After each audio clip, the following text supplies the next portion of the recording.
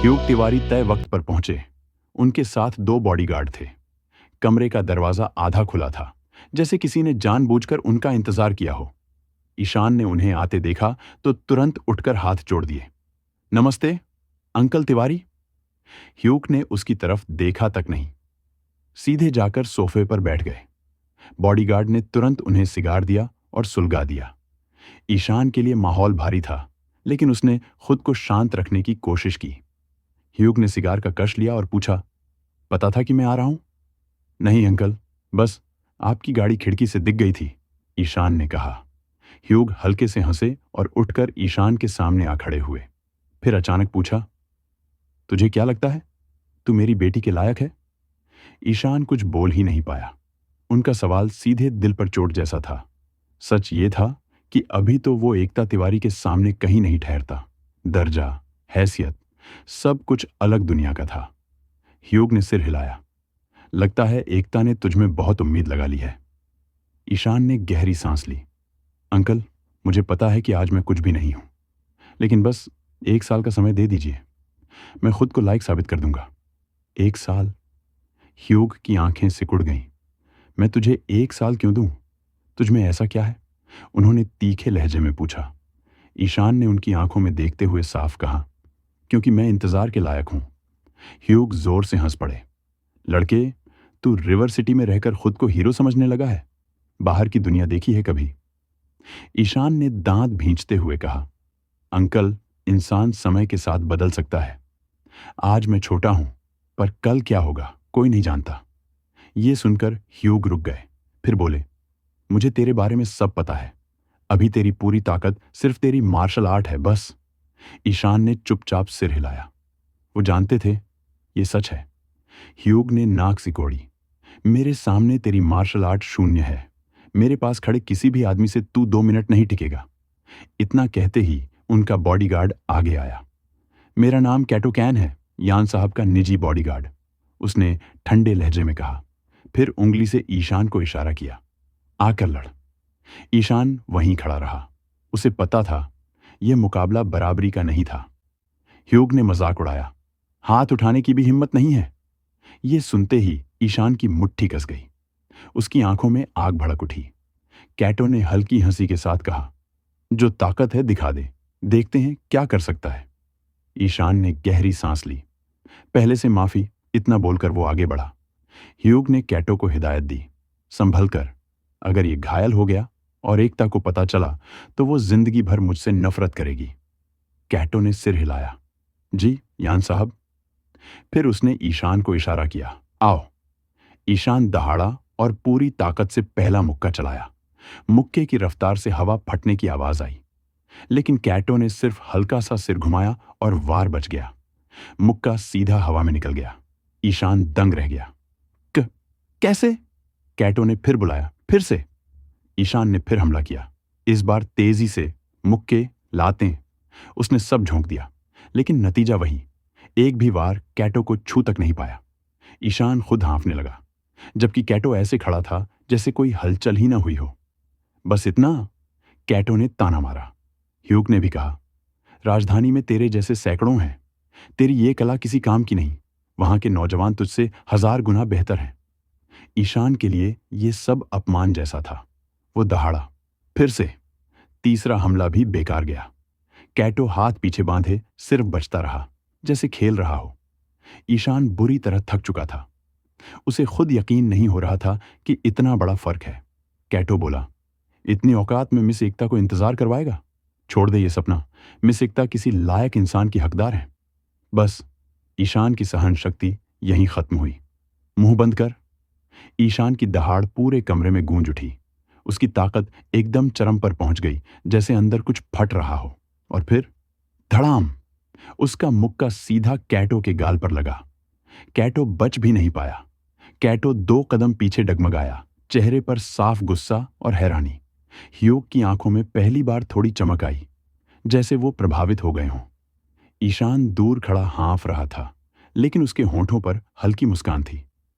तो तुम भी अजय नहीं हो।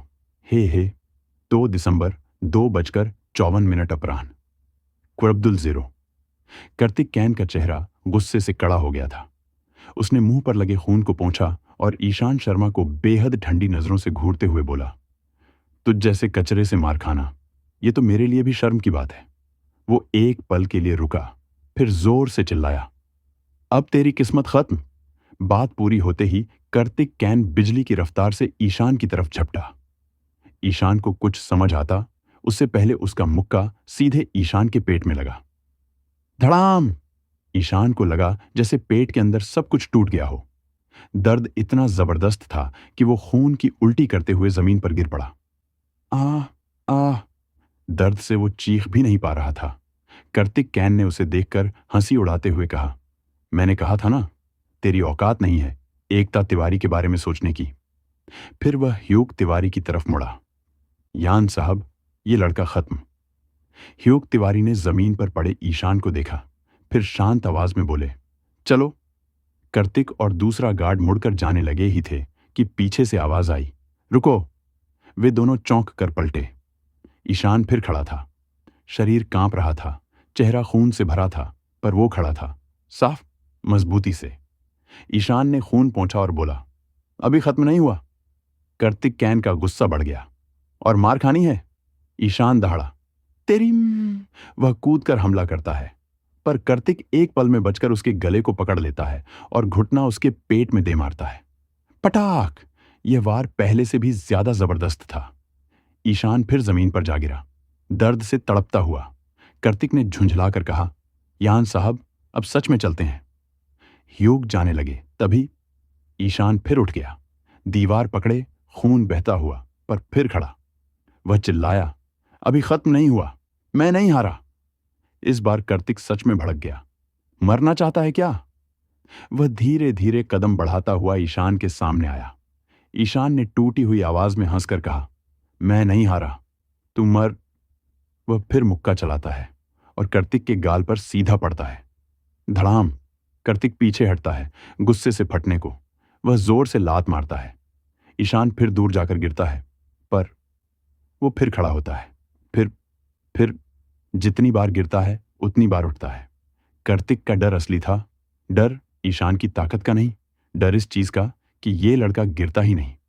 5 मिनट तक कोई हलचल नहीं। कार्तिक ने राहत की सांस ली। वे दरवाजे तक पहुंचे ही थे कि रुको! तीनों पलटे। ईशान फिर खड़ा था। शरीर टूट चुका था, पर आंखों में वही जिद। वह लड़खड़ाती आवाज में बोला, मैं अभी गिरा नहीं, चल। फिर से ह्यूग तिवारी हैरान हो गए। ऐसे ही रहा तो मर जाएगा। ईशान ने ठंडी हंसी के साथ कहा, मैं नहीं मरूंगा। एकता तिवारी से शादी करने से पहले नहीं मरूंगा। कार्तिक गरज उठा, साले, अब तो तुझे मार ही डालूं। वह पूरी ताकत से मुक्का चलाता है, लेकिन इस बार ईशान का हाथ ऊपर उठा और उसने कार्तिक का मुक्का यहीं रोक लिया। धड़ाक!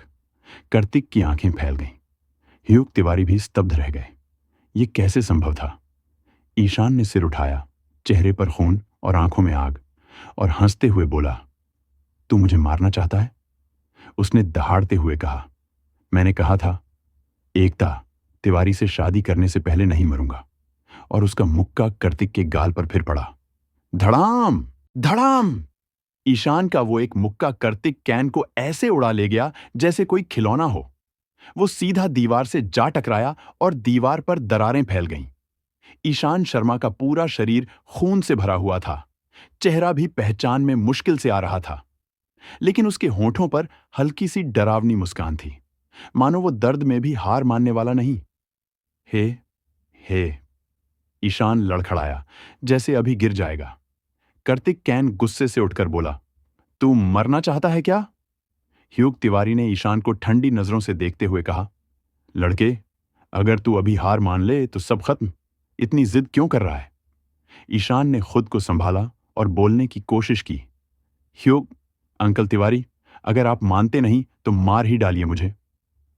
क्योंकि ईशान के लिए एकता तिवारी के बिना जीना सच में मौत जैसा था।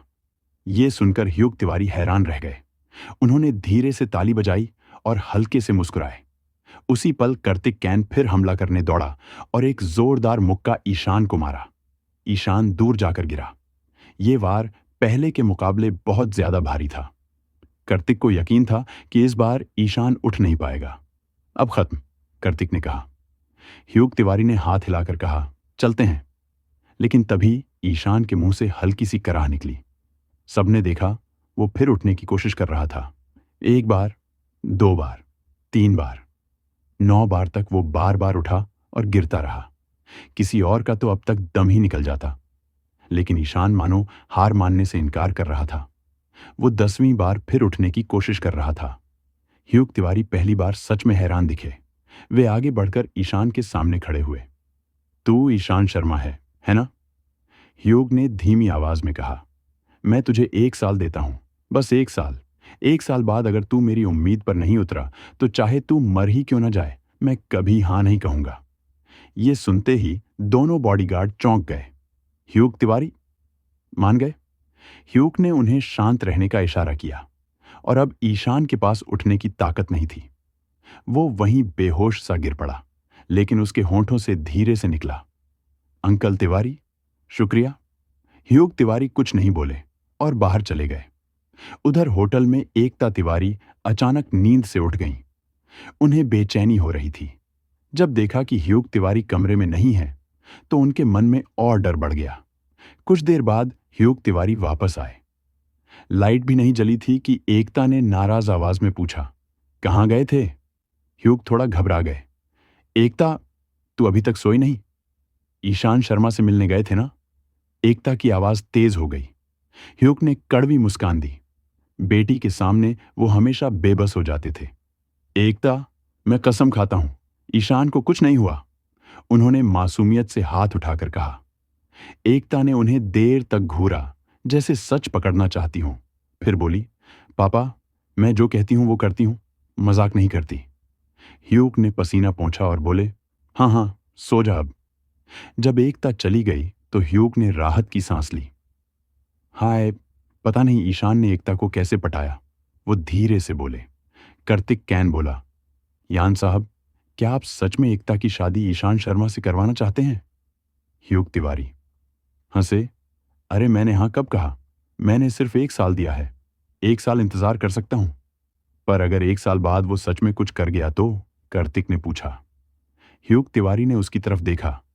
अगर वो राजधानी पहुंच गया तो वहां के बड़े बड़े घरानों के लड़के उसे मार ही डालेंगे। लेकिन अगर वो सबको पीछे छोड़ दे तो एकता का उससे शादी करना गलत भी नहीं होगा।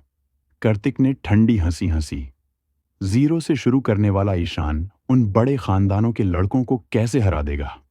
नामुमकिन है। ह्यूग ने सिर हिलाया। कभी कभी अकेले लोग भी पूरे खानदानों को हिला देते हैं, जैसे इग्नासियो बर्ग और जैक्सन हैरिस। कार्तिक ने मन ही मन कहा, इग्नासियो बर्ग तो बड़े युद्ध क्षेत्रों का टॉप योद्धा है और जैक्सन हैरिस को तो पायरो प्रदेश का रक्षक कहते हैं। ईशान की तुलना उनसे। ह्यूग कुछ नहीं बोले, क्योंकि वो एक बात जानते थे, अगर ईशान सच में उस आदमी का बेटा निकला तो आने वाले समय में उसका दर्जा इतना बड़ा हो सकता है कि सोच भी नहीं सकते। वो वही आदमी था जिसने कभी बड़े बड़े खानदानों को एक साथ सिर झुकाने पर मजबूर कर दिया था। 2 दिसंबर 3:26 कुड अब्दुल 0। अगले दिन सुबह सुबह एकता तिवारी होटल से गाड़ी निकालकर निकल गईं। उन्होंने ह्यूग तिवारी से वादा किया था कि 3 दिन बाद शिगलांज सिटी में मिलेंगी। ये 3 दिन वो सिर्फ ईशान शर्मा के साथ बिताना चाहती थीं। एकता के जाते ही ह्यूग तिवारी ऊपरी मंजिल पर खड़े होकर गाड़ी को दूर जाते देखते रहे। उन्होंने सिगार का कश लेते हुए कहा, कार्तिक, कुछ लोग चुपचाप एकता की सुरक्षा के लिए भेज दो। कार्तिक कैन ने सिर झुकाया और बाहर चला गया। उधर एकता जैसे ही कमरे में पहुंची, मुस्कुराते हुए बोली, ईशान तैयार है? लेकिन बात पूरी होने से पहले ही उनका चेहरा सख्त हो गया। ईशान का पूरा शरीर घावों से भरा था। चेहरा इतना सूजा हुआ कि पहचान में भी मुश्किल आ रही थी। एकता का चेहरा अचानक ठंडा पड़ गया। उन्होंने गहरी नजर से ईशान को देखा और पूछा, ये किसने किया? ईशान ने मुस्कुराने की कोशिश की। कुछ नहीं, बस गलती से टकरा गया। किसने किया? इस बार एकता की आवाज इतनी ठंडी थी कि ईशान की रीढ़ में कंपी दौड़ गई। ईशान कुछ नहीं बोला। वो अपने पिता का नाम कैसे लेता? लेकिन एकता बहुत समझदार थी। वो तुरंत समझ गई। उन्होंने आंखें सिकोड़कर कहा, मेरे पापा ने किया ना। ईशान ने कुछ नहीं कहा और यही उसके चुप रहने ने सच बता दिया। एकता गुस्से से भर गई। वो तुरंत ह्यूग तिवारी को कॉल करने लगी, लेकिन ईशान ने जल्दी से उनका हाथ पकड़ लिया। मिस तिवारी, प्लीज अंकल पर गुस्सा मत करो। सच में मैं उनका शुक्रगुजार हूं। शुक्रगुजार? एकता हैरान रह गई। ईशान ने हल्की मुस्कान के साथ कहा, हाँ, उन्होंने मुझे 1 साल का वक्त दिया है खुद को साबित करने का। एकता का गुस्सा थोड़ा कम हुआ, लेकिन पूरी तरह नहीं गया। उन्होंने ईशान के सूजे हुए गाल को छुआ। इतना मारना जरूरी था क्या? ज्यादा हो गया। ईशान जल्दी से बोला, दर्द नहीं हो रहा सच में? एकता ने तिरछी नजर से देखा। बेवकूफ। उन्होंने रिसेप्शन पर फोन किया और दवा मंगवाई। थोड़ी देर में दवा आ भी गई। यहां बैठ और चुपचाप दवा लगवा, एकता बोली। ईशान को शर्म भी आई और दिल भी पिघल गया। बचपन से उसने बहुत मार खाई थी, लेकिन आज तक किसी ने उसके घाव नहीं संभाले थे। एकता तिवारी उसकी जिंदगी में पहली बार ऐसा एहसास ला रही थी, गर्माहट, अपनापन और फिक्र। ईशान बिस्तर के पास बैठ गया। एकता ने धीरे धीरे बहुत प्यार से दवा लगानी शुरू की। दर्द हो रहा है? उन्होंने नरमी से पूछा। ईशान तुरंत बोला, नहीं, बिल्कुल नहीं। एकता की नजदीकी, उनकी सुगंध, उनका चेहरा, सब कुछ देखकर ईशान इतना नर्वस था कि बोल भी नहीं पा रहा था। एकता ने ईशान की हालत देखी तो गुस्से और चिंता से उनका चेहरा और भी प्यारा लगने लगा। ईशान हंस पड़ा। एकता ने आंखें गोल की। मुंह सुअर जैसा हो गया है और हंसी नहीं रुक रही। दवा लगाने के बाद वो दोनों बाहर खाना खाने चले गए। खाना खत्म होने के बाद एकता ने पूछा, तो अगले कुछ दिनों में क्या करना है? ईशान ने शर्माकर कहा, साउथ सिटी नीलामी में जाना है। शायद कोई अच्छी जड़ी बूटी मिल जाए। एकता को थोड़ा अजीब लगा। साउथ सिटी की नीलामी बहुत बड़ी होती है। मैंने राजधानी में भी इसकी चर्चा सुनी है। फिर उन्होंने बिना कुछ पूछे गाड़ी स्टार्ट की और बोली, चलते हैं अभी? उधर पूरे शिगलांस सिटी में हिल खानदान के पतन की खबर फैल चुकी थी। पहले जिनसे लोग डरते थे, आज वही लोग उनसे दूरी बना रहे थे। साउथ सिटी पहुंचते पहुंचते शाम के 6 बज गए। यह शहर समुद्र किनारे था, सुंदर, अमीर और कल्टीवेशन के लिए बेहतरीन। ईशान ने गाड़ी से उतरते ही गहरी सांस ली। यहां की हवा में अलग ही ऊर्जा थी। उसे लगा, अगर मौका मिले तो ये शहर बसने लायक है। नीलामी रात 8 बजे शुरू होनी थी। एकता ने पूछा, पहले खाना खा लें, क्या खाएगा? ईशान धीरे से बोला, जो तुम कहो, मुझे सब ठीक है। एकता ने उसके सिर पर हल्की सी थपकी मारी। जो खाना है बताओ ना, लड़की मत बनो। एकता तिवारी की बात सुनकर ईशान ने तुरंत हामी भर दी। तो चलो समंदर के पास जाकर सी फूड खाते हैं। ईशान के लिए सी फूड खाना किसी सपने जैसा था। बचपन से उसने बस दूसरों को खाते देखा था, खुद कभी छका ही नहीं था। चलो चलो सी फूड ही खाते हैं, एकता उत्साहित होकर बोली। उस पल वो किसी शरारती बच्ची जैसी लग रही थी। उनकी वो रॉयल सी छवि कहीं गुम हो गई थी। दोनों समंदर किनारे पहुंचे। वहां लोगों की अच्छी खासी भीड़ थी। कुछ फोटो ले रहे थे, कुछ पानी में खेल रहे थे। एक छोटी सी फूड स्टॉल पर दोनों बैठ गए। एकता ने मेन्यू की तरफ इशारा करते हुए कहा, यहां जो जो मिलता है सब एक एक ले आओ। ईशान ने फट से मना किया, इतना कौन खाएगा, हमसे नहीं होगा। एकता ने शरारत से आंख मारी। अब 5वीं कहीं रिफाइनिंग स्टेज में पहुंच गया है, भूख भी तो बढ़ गई है। यह सुनकर ईशान भी मुस्कुराया।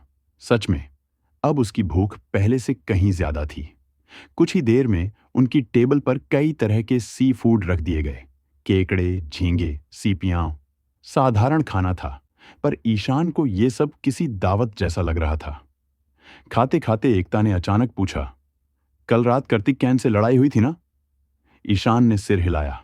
हाँ, तो ठीक है, कार्तिक कैन से लड़कर भी तू इतना कम घायल हुआ, तू भी कमजोर नहीं है, एकता ने हंसते हुए कहा। ईशान को हमेशा से बड़े खानदानों के बॉडीगार्ड्स के बारे में जिज्ञासा रहती थी। वो बोला, मिस तिवारी, कार्तिक कैन की ताकत कितनी है? एकता ने थोड़ी देर सोचा और बोली, इनर स्ट्रेंथ ग्रैंड मास्टर तो है ही, शायद उससे भी ज्यादा ताकतवर हो। ईशान के चेहरे पर हल्की चिंता आ गई। ग्रैंड मास्टर लेवल, ये बहुत ऊंचा दर्जा था। एकता ने आगे कहा, हर बड़े खानदान के पास ऐसे योद्धा होते हैं। हमारा तिवारी खानदान भी, और चजल में भी। सुना है वहां एक इनर स्ट्रेंथ ग्रेट मास्टर भी है। तू थोड़ा सावधान रहना। ग्रेट मास्टर, ईशान ने धीमे से कहा। वो स्तर अब भी उसके लिए बहुत दूर था, पर उसे पूरी उम्मीद थी अगर वो फाउंडेशन एस्टेब्लिशमेंट तक पहुंच गया तो एक ग्रेट मास्टर को भी हरा सकता है। एकता ने उसे ढाढ़स बंधाया। ज्यादा चिंता मत कर, ग्रेट मास्टर्स बहुत कम होते हैं, पूरे छजल में 10 भी नहीं होंगे। ईशान ने सिर हिलाया। फिर उसने पूछा, मिस तिवारी, राजधानी के जो सूट बूट वाले अमीर लड़के होते हैं वो भी बहुत शक्तिशाली होते हैं क्या? एकता का चेहरा बदल गया। उन्होंने चॉपस्टिक्स नीचे रख दिए। कुछ खानदान बच्चों को बचपन से ट्रेनिंग देते हैं और कुछ खानदान सिर्फ बॉडीगार्ड रखते हैं। राजधानी में कुछ लड़के बहुत तेज हैं, उनमें से कुछ ग्रैंड मास्टर के करीब भी पहुंच चुके हैं। यह सुनकर ईशान थोड़ा सख्त हो गया। वो जानता था कि उसे अभी बहुत लंबा सफर तय करना है। एकता ने कंधे पर हाथ रखा। आखिर 1 साल में ग्रैंड मास्टर बन भी गया तो बड़ी बात होगी। फिर तिवारी खानदान तुझे गंभीरता से लेना ही पड़ेगा। ईशान ने गहरी सांस ली और बोला, मैं 1 साल में सबको पीछे छोड़ दूंगा। पागल है क्या? एकता ने घूरा। मुझे तेरे पर भरोसा है, पर यह नामुमकिन है। फिर अचानक उसके कान के पास आकर बहुत धीमे से बोली, अगर 1 साल बाद भी नहीं हुआ तो मैं तेरे साथ भाग जाऊंगी। ये बोलकर एकता पूरी तरह लाल हो गई। उन्हें खुद समझ नहीं आया कि उन्होंने क्या कह दिया। बड़ी खानदान की लड़की होते हुए भी इतनी बेताबी। उन्हें बहुत शर्म आ रही थी। ईशान का दिल पिघल गया। वो गंभीर होकर बोला, मिस तिवारी, मैं वादा करता हूं, मैं राजधानी जाकर खुलेआम रिश्ता मांगूंगा। तिवारी खानदान को मजबूर कर दूंगा कि वो मुझे स्वीकार करे, और फिर तुम्हें दुनिया की सबसे खूबसूरत जगहों पर ले जाऊंगा। एकता ने शर्माकर सिर झुका लिया। अच्छा अच्छा, अब खा भी ले। ईशान ने हंसकर कहा, सोचा नहीं था मिस तिवारी इतनी क्यूट भी हो सकती हैं। एक बार और बोला ना तो सच में मार दूंगी। एकता ने नाराजगी जताने की कोशिश की, पर चेहरे पर हंसी थी। फिर उन्होंने छोटी सी मुट्ठी बनाकर ईशान को हल्के हल्के मुक्के मारे। आउच! ईशान ने जानबूझकर दर्द का नाटक किया। अरे सॉरी! एकता घबरा गई। अभी डॉक्टर बुलाती हूं। तभी ईशान जोर से हंस पड़ा। मजाक कर रहा था। अच्छा, अब बड़ा मजाकिया बन रहा है। एकता ने फिर उसकी खिंचाई शुरू कर दी। दोनों मस्ती कर रहे थे कि तभी दूर से कुछ काले सूट वाले बॉडीगार्ड्स आते दिखे। बीच में एक लड़की थी। चेहरा चश्मे और मास्क से ढका था, पर फिर भी बेहद खूबसूरत लग रही थी। वो सीधे ईशान और एकता की टेबल तक आए और अकड़ कर बोले, हम यहां फोटो शूट करने वाले हैं। ये जगह हमें चाहिए। आप दोनों कहीं और जाकर खाना खाएं। ईशान तुरंत भड़क गया, पर उससे भी ज्यादा खतरनाक था एकता का चेहरा, एकदम ठंडा, बर्फ जैसा। उन्होंने उस बॉडीगार्ड को घूर कर कहा, तुम्हारा फोटोशूट और हमसे क्या मतलब? 2 दिसंबर 3:26, कुड अब्दुल ज़ियो। ईशान आराम से सी फूड खा रहा था और सामने खड़े उन बॉडीगार्ड्स को देख रहा था। एक बॉडीगार्ड ने हुक्म वाले अंदाज में कहा, मिस के लिए जगह खाली करो, फोटोशूट करना है, जल्दी हटो। एकता तिवारी जोर से हंस पड़ी। कौन सी मिस हैं ये जो लोगों को ऐसे हटवाती फिर रही हैं? फोटो लेने के लिए दूसरों को भगा देना, ये किसने सिखा दिया? बॉडीगार्ड गुस्सा होने ही वाला था कि तभी सफेद सूट पहनकर एक आदमी आगे आया। उसने हाथ उठाकर बोला, शांत रहो, पब्लिक में तमाशा मत करो। जी कास्ट्रो जी। बॉडीगार्ड ने सिर झुकाया। कास्ट्रो ने सामने आते ही बैग से एक मोटा बंडल निकाला और एकता के सामने फेंक दिया। फिर बोला, लो 10,000, उतना काफी है, जगह छोड़ दो। कास्ट्रो का ये रवैया देखकर ईशान और एकता दोनों हंस पड़े। ईशान ने मजाक में कहा, अगर मैं तुझे 20,000 दूं तो क्या तू बाथरूम में जाकर गोबर खा लेगा? छी, खाना खा रही हूं, गंदी बात मत कर। एकता ने उसे घूरा। फिर धीरे से बोली, लेकिन सही कहां, इन लोगों ने मेरा मूड ही खराब कर दिया। कास्ट्रो का चेहरा एकदम उतर गया। वो गुर्राया, अब तुम नाक रगड़ो तब भी मैं मौका नहीं दूंगा। फिर उसने अपने बॉडीगार्ड्स को इशारा किया, इन्हें हटाओ यहां से। 4-5 बॉडीगार्ड्स एकता की तरफ बढ़े। एक ने उसकी तरफ हाथ बढ़ाते हुए कहा, ज्यादा बकवास मत करवाओ। लेकिन उसका हाथ हवा में ही रुक गया। ईशान ने चॉपस्टिक से उसकी कलाई पकड़ ली थी। अपने गंदे हाथ मिस तिवारी पर मत रखना। ईशान ने ठंडे स्वर में कहा। बॉडीगार्ड ने पूरी ताकत लगाई, लेकिन कलाई छूटी ही नहीं। कास्ट्रो चिल्लाया, क्या कर रहे हो? जल्दी निपटाओ। एक बॉडीगार्ड दर्द से बोला।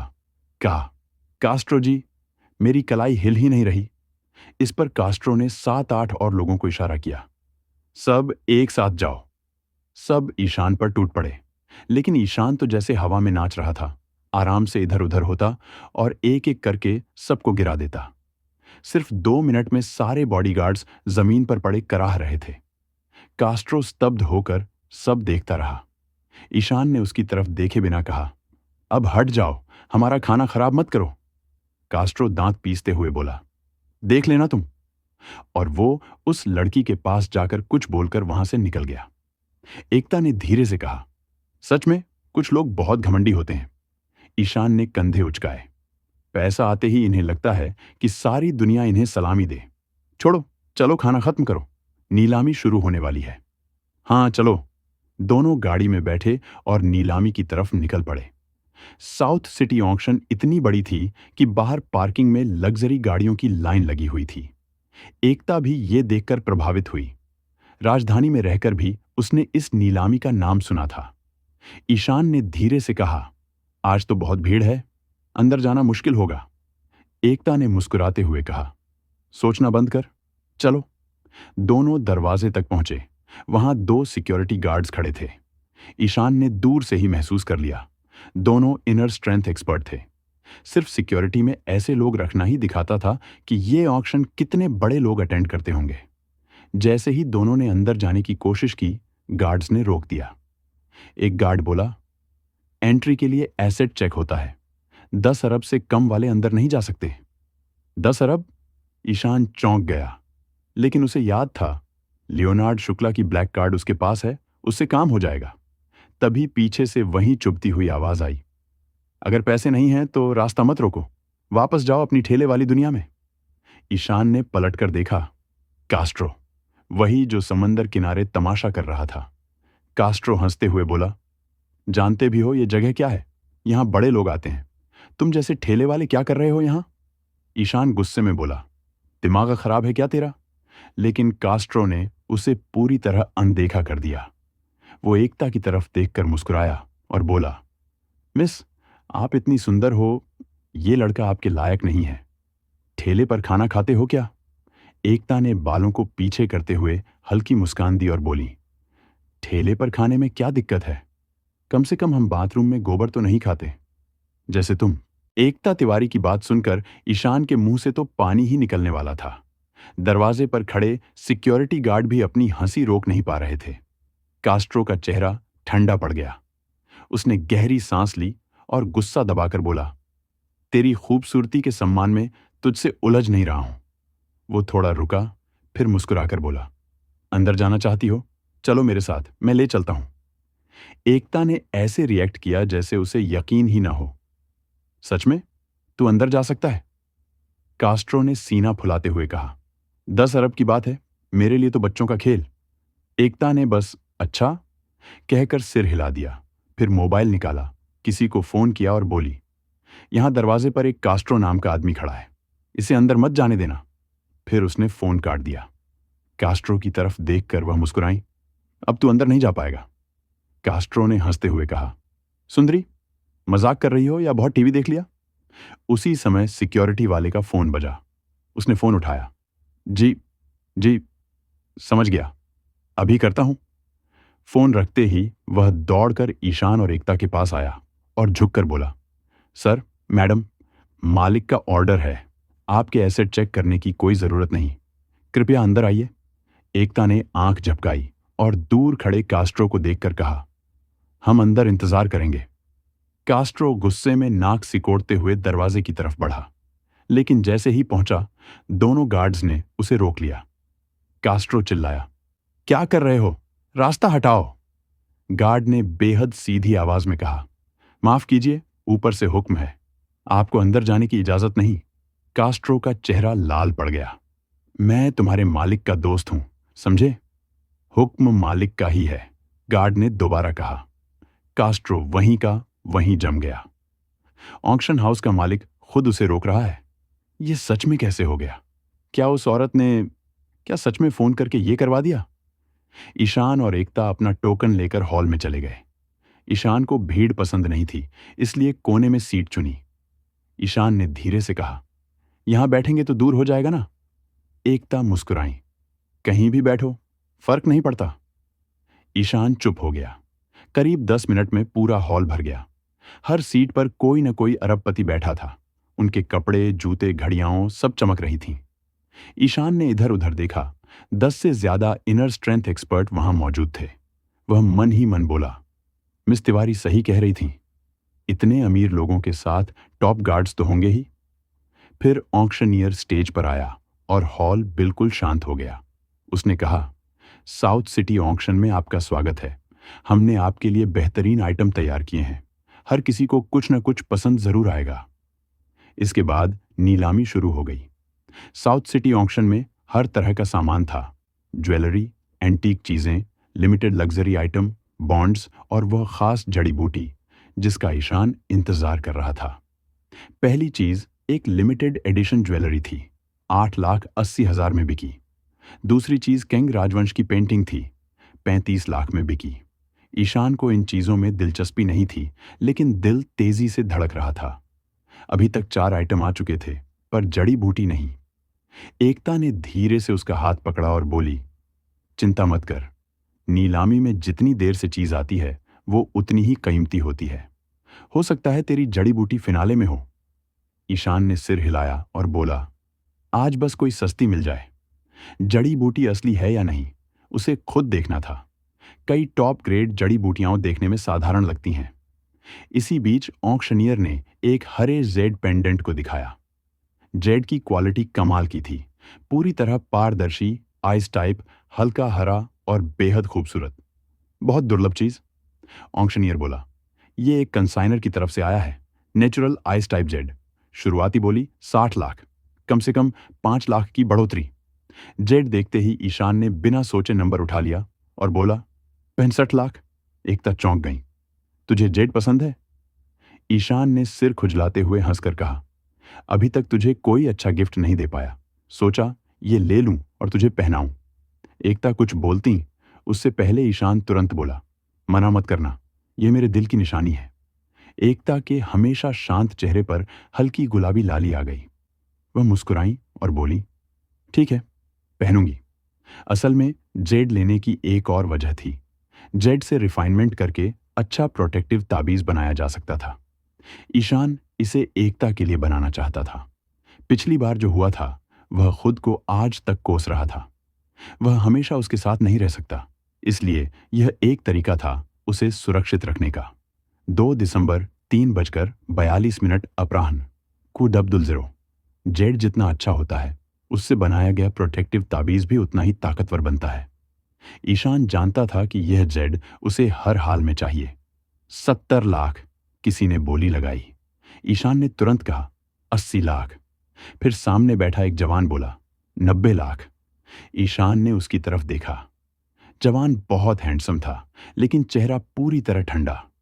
उसके साथ एक बूढ़ा और एक अधेड़ आदमी खड़े थे। ईशान ने हल्की सी खनी छोड़कर उनकी ताकत परखनी चाहिए। जैसे ही उसकी खनी उस जवान के पास पहुंची, अचानक ऐसे कट गई जैसे किसी तेज तलवार ने उसे 2 हिस्सों में बांट दिया हो। ईशान चौंक गया। उसने बूढ़े की तरफ देखा। बूढ़ा भी उसे ही देख रहा था। ठंडी मुस्कान, ठंडी निगाहें। ईशान मन ही मन बोला, यह बूढ़ा तो जरूर बहुत बड़ा योद्धा है। मेरी कहीं को ऐसे काट देना, यह पहले कभी नहीं हुआ। एकता ने धीरे से पूछा, क्या हुआ? ईशान ने सिर हिलाया, कुछ नहीं। फिर नंबर उठाकर बोला, 1 करोड़। जवान ने भौहें चढ़ाईं। उसे गुस्सा आ गया। फिर उसने नंबर उठाकर कहा, 2 करोड़। हॉल में हलचल मच गई। इतने महंगे जेड पर 2 करोड़ लगाना हर किसी के बस की बात नहीं। ईशान कुछ सोच रहा था कि तभी एकता ने नंबर उठा लिया और बोली, 3 करोड़। ईशान बोला, मिस तिवारी, तुम। लेकिन एकता ने उसकी बात काटते हुए उंगली उसके होंठों पर रख दी। हम दोनों में से कोई भी खरीद ले, फर्क क्या पड़ता है? तुझे तो कर्ज भी चुकाना है, इसलिए पैसे बचा कर रख। फिर मजाक में उसके कान के पास बोली, मैंने अपनी सारी पॉकेट मनी जोड़ ली है, करीब 50 अरब। ईशान की आंखें फटी की फटी रह गईं। वो हंस पड़ा। अगर पॉकेट मनी ही 50 अरब है तो तिवारी खानदान की असली दौलत क्या होगी? उधर लैन खानदान के युवराज का चेहरा तमतमा गया। उसे भी यह जेड चाहिए था। वो बोली बढ़ाने ही वाला था कि बूढ़े ने धीरे से कहा, युवराज, लैन, हमें अपने असली लक्ष्य के लिए ताकत बचानी है। ये जेड हमारे काम का नहीं। युवराज ने गहरी सांस लेकर बोली रोक दी। ऑक्शनियर ने जोर से कहा, बधाई हो श्रीमान शर्मा को। Ice seed Z pendant 30 crore में उनका हुआ। जेड लेने के बाद भी ईशान लैन युवराज और उस बूढ़े को बार बार देख रहा था। उसे महसूस हो रहा था कि ये दोनों आम लोग नहीं। ईशान ने पूछा, मिस तिवारी, उस जवान को जानती हो? एकता ने देखा और बोली, एक नहीं। क्यों? बस लगता है कि वो दूसरे लोगों जैसा नहीं। ईशान ने धीमे से कहा। नीलामी आगे बढ़ती रही। अधिकतर एंटीक चीजें आ रही थीं, जिनमें ईशान को कोई दिलचस्पी नहीं थी। आखिर 16वां आइटम आया। ऑक्शनियर एक कांच का बॉक्स लेकर आया जिसमें एक चमकदार जिनसेंग था। उसने घोषणा की, यह है 100 साल पुराना जिनसेंग राज। शुरुआती बोली 3 करोड़, हर बार कम से कम 10 लाख बढ़ाएं। जैसे ही बोली शुरू हुई, हॉल में हंगामा मच गया। हर कोई जानता था कि 100 साल पुराना जिनसेंग जान बचाने की ताकत रखता है, लेकिन ईशान शांत बैठा था। एकता ने पूछा, ये वही चीज नहीं जिसकी तुझे जरूरत है? बोली, क्यों नहीं लगा रहा? ईशान ने सिर हिलाया और शांत लहजे में बोला, नहीं, इसकी असली शक्ति तो कब की खत्म हो चुकी है। कहीं भी इतनी कम है कि साधारण जड़ी बूटी से भी कम लग रही है। वो बोल रहा था, पर नजरें अभी भी लैन युवराज पर थीं। युवराज ने अब तक किसी चीज पर बोली नहीं लगाई थी। जेड के अलावा उसने कुछ लेने की कोशिश भी नहीं की। और सबसे चौंकाने वाली बात, उसने इस जिनसेंग पर भी बोली नहीं लगाई। लगता है उसे भी पता है कि यह असली औषधि नहीं, ईशान ने मन में सोचा। थोड़ी देर बाद ऑक्शनियर ने कहा, बधाई हो श्रीमान गॉर्डन को। 100 साल पुराना जिनसेंग 18 करोड़ में बिक गया। ईशान ने भौहें चढ़ाईं। जिस चीज में औषधि बची ही नहीं, वो 18 करोड़ में बिक गई। तो असली औषधिराज कितने में बिकेगा? ईशान ने मन में भारी सांस ली। कल्टीवेशन सच में बहुत महंगा खेल है। तभी ऑक्शनियर ने उत्साह से कहा, अब आ रही है आज की स्टार आइटम। 2 लोग बहुत सावधानी से लाल लकड़ी का एक डिब्बा लेकर आए। ऑक्शनियर बोला, यह जंगली नॉटवीड है जो हमारे एक मेहमान को पहाड़ पर मिला था। शुरुआती बोली 10 अरब, हर बार कम से कम 1 करोड़ बढ़ेंगे। उसने डिब्बा खोला। अंदर एक सूखी सी जड़ी पड़ी थी, दिखने में ऐसे जैसे सड़क किनारे की घास हो। हॉल में हंसी गूंज उठी। ये घास 10 अरब की? मेरे घर की मूली इससे मोटी है। 20,000 भी दूं तो मना कर दूं। लेकिन उन सब की हंसी के बीच ईशान की आंखें उस नॉटवीड पर टिकी रह गईं। उसके चेहरे पर हैरानी नहीं बल्कि दीवानगी थी, जैसे वो दुनिया की सबसे कीमती चीज हो। और सिर्फ वही नहीं, सामने बैठा लैन युवराज भी उसी नॉटवीड को भूखी नजरों से देख रहा था। बूढ़ा धीरे से बोला, युवराज लैन, ये नॉटवीड कम से कम 200 साल पुरानी है। युवराज ने धीमी पर बेहद पक्की आवाज में कहा, यह नॉटवीड मुझे हर हाल में चाहिए। लाल वंश खानदान का युवराज पलटकर ईशान को ठंडी नजरों से देखने लगा। उसी समय ईशान भी उसे ही देख रहा था। दोनों की नजरें मिलीं तो ईशान की भौहें हल्की सिकुड़ गईं। ईशान मन में सोचने लगा, यह लड़का भी काफी जानकार लगता है। आज शायद कुछ भी आसानी से नहीं मिलेगा। बिना ज्यादा सोचे उसने हाथ उठाया और ऊंची आवाज में बोला, 20 अरब। उसके इतना कहते ही पूरा हॉल शांत हो गया। लोग फुसफुसाने लगे, एक जंगली घास के लिए 20 अरब? ये लड़का दिमाग खो बैठा है क्या? पता नहीं कहां कहां से ऐसे अमीर आ रहे हैं। अमीर लोग भी पैसों को लेकर बहुत सावधान रहते हैं, इसलिए 20 अरब सुनकर सबके चेहरे पर हैरानी थी। सामने की पंक्ति में बैठे लालवंश युवराज ने शांत होकर नंबर उठाया और बोला, 25 अरब। लोग और भी चौंक गए। ईशान ने भी जरा देर न लगाते हुए कहा, 30 अरब। ईशान इस नॉटवीड को किसी भी कीमत पर लेना चाहता था। लालवंश युवराज का चेहरा गुस्से से लाल हो गया। उसने भी जोर से चिल्लाकर कहा, 50 अरब। पूरा हॉल एकदम गूंज उठा। ईशान के चेहरे पर भी थोड़ी गंभीरता आ गई। 50 अरब ऐसे ही खर्च कर देना वाकई बहुत बड़ी बात थी। ईशान के पास कुल 200 अरब का लोन था। और सिर्फ एक जड़ी के लिए इतना बड़ा खर्च करना काफी मुश्किल फैसला था। ईशान कुछ देर सोच ही रहा था कि तभी एकता तिवारी ने नंबर उठाकर बोला, 60 अरब। ईशान चौंक गया और तुरंत उसकी तरफ देखकर बोला, मिस तिवारी, ये पैसे आपसे खर्च नहीं होने दूंगा। एकता ने हल्की मुस्कान दी और कहा, कोई बात नहीं, आखिर हमारा पैसा अलग थोड़े है। ईशान चुप रह गया। तिवारी खानदान के पास चाहे कितना भी पैसा हो, पर वो उनका बोझ कभी नहीं बनना चाहता था। उधर लालवंश युवराज गुस्से में दहाड़ा, 80 अरब। एकता ने नाक सिकोड़ी और बोली, 100 अरब। हाय राम! पूरा हॉल दंग रह गया। एक सूखी सी नॉटवीड 100 अरब तक पहुंच चुकी थी। शायद साउथ सिटी की नीलामी का रिकॉर्ड टूट रहा था। एकता ने ईशान को देखा और मुस्कुरा दी। मन में बोली, मैं जल्द जा रही हूं, इसे मेरा तोहफा समझ लेना। 100 अरब सुनकर आखिरकार लालवंश युवराज चुप हो गया। ईशान ने राहत की सांस ली। उसे लगा नीलामी वहीं खत्म हो गई। लेकिन अचानक आदित्य लालवंश के पास बैठा बूढ़ा नौकर खड़ा हो गया। वह ईशान की तरफ मुड़ा, हाथ जोड़कर शांत स्वर में बोला, मित्र, ये साउथ सिटी के लालवंश खानदान के युवराज आदित्य लालवंश हैं। अगर आप ये नॉटवीड हमें दे दें तो लालवंश खानदान आपका एहसानमंद रहेगा। लोगों ने फुसफुसाना शुरू कर दिया। ओह, ये लालवंश खानदान के लोग हैं। अब समझ आया क्यों इतनी बोली लगी। लालवंश खानदान तो यहाँ का सबसे टॉप खानदान है। इनके पास ना जाने कितने योद्धा हैं। इन्हें हल्के में लेना गलती होगी। आदित्य लालवंश के होंठों पर हल्की मुस्कान आ गई। उसे अपनी इस इज्जत से खास खुशी मिल रही थी। उसका बूढ़ा नौकर भी खुद को बहुत बड़ा समझकर इधर उधर देख रहा था। एकता ने धीमे से कहा, लालवंश खानदान, नाम सुना है? ईशान ने बूढ़े की तरफ देखा और विनम्रता से बोला, महोदय, ये नॉटवीड मेरे लिए भी बहुत जरूरी है, इसलिए माफ कीजिए, मैं नहीं दे सकता। ये सुनते ही आदित्य लालवंश का चेहरा काला पड़ गया। बूढ़ा नौकर भौहें चढ़ाकर बोला, युवक, शायद तुम्हें पता नहीं कि लालवंश खानदान का मतलब क्या होता है। मेरी सलाह है, थोड़ा सोच लो।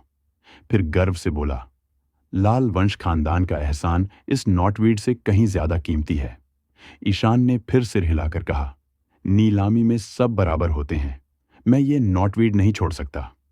आदित्य लालवंश धीरे से खड़ा हुआ और ठंडे चेहरे के साथ बोला, लड़के, बोलने से पहले सोचा करो।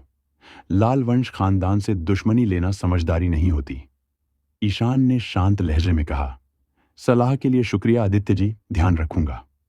ये कहकर वो फिर बैठ गया और उनकी तरफ देखा भी नहीं। आदित्य की मुट्ठियां कस गईं। उसने गहरी सांस लेकर धमकी भरे स्वर में कहा, उम्मीद है तू ये नॉटवीड सुरक्षित ले जा पाएगा। ईशान ने कुछ नहीं कहा, लेकिन भीतर थोड़ी चिंता जरूर महसूस हुई।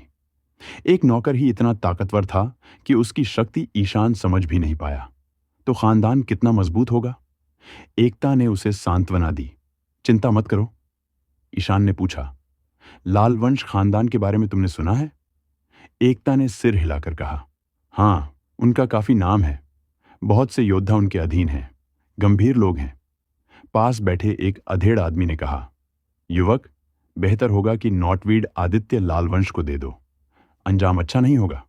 दूसरा बोला, बोली जीत भी गए तो ले जा पाओगे, ये जरूरी नहीं, एक एहसान ले लो, फायदा रहेगा। ईशान बस मुस्कुराया और बोला, आप दोनों का शुक्रिया, लेकिन ये नॉटवीड मेरे लिए बहुत जरूरी है, इसलिए मैं कोशिश तो करूंगा ही। 2 दिसंबर 3:49 अपराह्न, किड़बदुल 0। ईशान की जिद देखकर पास बैठे दोनों लोग चुप हो गए। उनकी आंखों में साफ दिख रहा था कि उन्हें ईशान पर तरस आ रहा है। लेकिन ईशान के लिए ये नॉटवीड किसी खजाने से कम नहीं थी। अगर ये मिल जाए तो वह फाउंडेशन एस्टैब्लिशमेंट स्टेज तक पहुंच सकता है, और अगर वह उस स्टेज तक पहुंच गया तो लालवंश खानदान जैसा कोई भी उसे धमका नहीं पाएगा। मंच पर ऑक्शनियर ने खुशी से चिल्लाया, श्रीमान शर्मा को बधाई, 200 साल पुरानी नॉटवीड 100 अरब में उनके नाम।